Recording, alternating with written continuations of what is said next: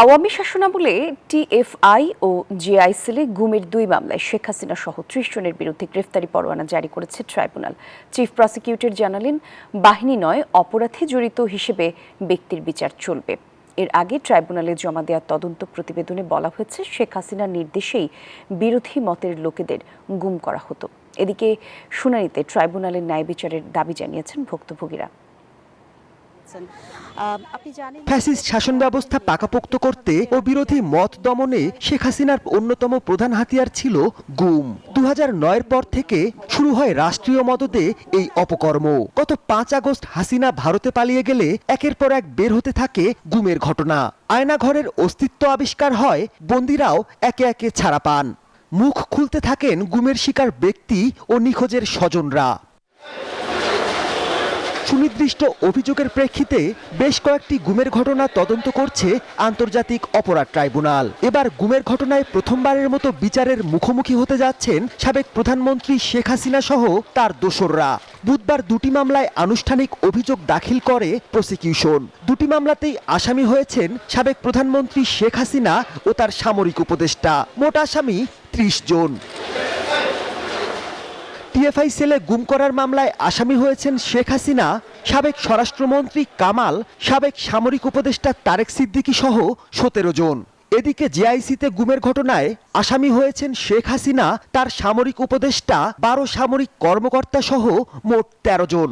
তাদের বিরুদ্ধে সুনির্দিষ্ট অভিযোগ আনা হয়েছে 5টি। বুধবার শুনানি শেষে অভিযোগ আমলে নেন ট্রাইব্যুনাল।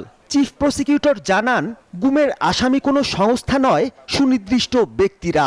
তাদের এই অপরাধের দায় কেবলমাত্র এই ব্যক্তিদেরই। তাদের অপরাধের দায় রাষ্ট্র, সমাজ, প্রতিষ্ঠান, তাদের অর্গানাইজেশন বহন করবে না।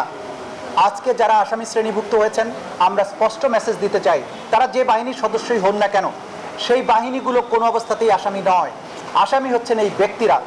প্রসিকিউশন বলছে, অন্তত 6টি সংস্থা 3 ধাপে গত 16 বছর ধরে গুমের ঘটনা ঘটায়। সরকারি প্রতিটি বাহিনী কম বেশি গুমের সাথে জড়িত কিংবা এ বিষয়ে অবগত। গুমের ঘটনায় বেশি সংশ্লিষ্টতা ছিল ডিজিএফআই ও র্যাবের গোয়েন্দা ইউনিটের, যাদের কয়েকজন এখনো বাহিনীতে কর্মরত আছেন। এই মুহূর্ত থেকে যারা সার্ভিসে আছেন, তারা আর সার্ভিসে আছেন বলে গণ্য হবেন না। এদিন সকালে ট্রাইব্যুনালে আসেন গুমের শিকার হওয়া বিভিন্ন ব্যক্তিরা। ট্রাইব্যুনালে বসে শোনেন চার্জ গঠনের শুনানি। পরে বের হয়ে গুম হওয়ার দুঃসহ অভিজ্ঞতা তুলে ধরে সুষ্ঠু বিচার দাবি করেন তারা।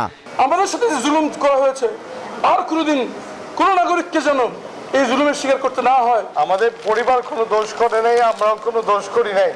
এই বিচারটা এই মাটিতে হবে। যারা পালিয়ে গেছে তাদের জন্য আমাদের একটা বার্তা আছে, দুনিয়া অত বড় না, আপনারা যেখানেই লুকিয়ে আছেন আপনাদেরকে খুঁজে বের করা হবে। এছাড়া জুলাই আন্দোলন চলাকালে রামপুরায় গুলি করে 28 জনকে হত্যার অভিযোগে বিজিবি কর্মকর্তা রেদোয়ানুল সহ 4 জনের বিরুদ্ধে অভিযোগ দাখিল করা হয়েছে। বিভিন্ন ভিডিও ফুটেজে দেখা যায়, বিজিবি কর্মকর্তা রেদোয়ানুল 24-এর 18 জুলাই আন্দোলনকারীদের টার্গেট করে একাই 60 রাউন্ড গুলি ছোড়েন, যাতে হতাহত হয় অনেকেই। মাহমুদুল হাসান, নিউজ 24, ঢাকা।